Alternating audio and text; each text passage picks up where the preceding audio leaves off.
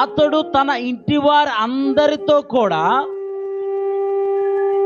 దేవుని యందు భయభక్తులు గలవాడే ఉన్నాడంట. తన ఇంటి వారు అందరితో కూడా, అంటే తన ఇంటి వారు అందరినీ కూడా దేవుని యొక్క భక్తి జీవితంలో, దేవుని యొక్క భక్తిలో ఎదిగే విధంగా అతని యొక్క భక్తి జీవితం ఉందంట. దేవుని నామానికి భయం కలుగును గాక.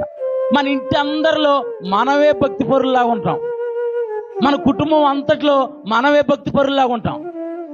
ఆయన మాట ఏంటండి, అనవసరం అండి దేవుడి గురించి చెప్పిన మనమే భక్తి పరుల్లాగా ఫీల్ అయిపోతూ ఉంటాం.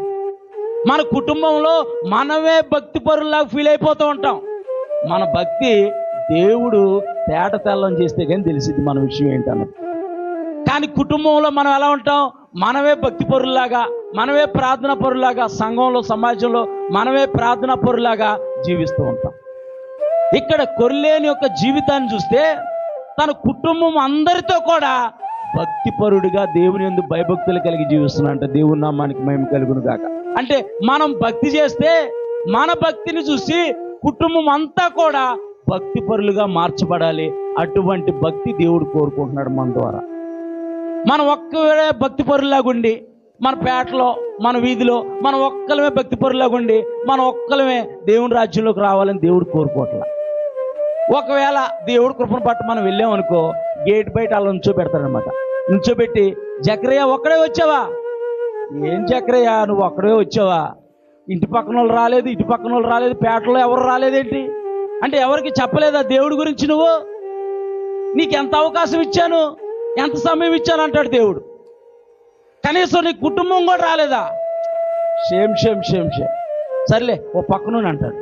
అదే మనతో పాటు ఒక సమూహాన్ని మనం తీసుకెళ్ళామనుకో, ఇక్కడ నీ కోసం ప్రత్యేకంగా ఒక చైర్ ఉంది, ఒక సింహాసనం ఉంది, నీ కోసం ఇదిగో ఈ పట్టణాలన్నిటి మీద నిన్నే అధికారిగా నియమిస్తున్నాను అంటున్నాడు. దేవుని నామానికి మహిమ కలుగును గాక.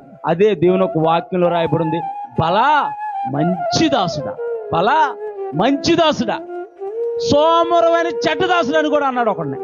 సోమరమైన చెడ్డదాసుడు అన్నాడు, బలా మంచి దాసుడా, నీ కొరకు లోకం పుట్టినది మొదలుకొని నీ కొరకు సిద్ధపరిచిన రాజ్యాన్ని స్వతంత్రించుకో, ఆక్యుపై చేసుకో, దాని మీద అధికారిగా జీవించని దేవుని ఒక వాక్యం చెబుతుంది.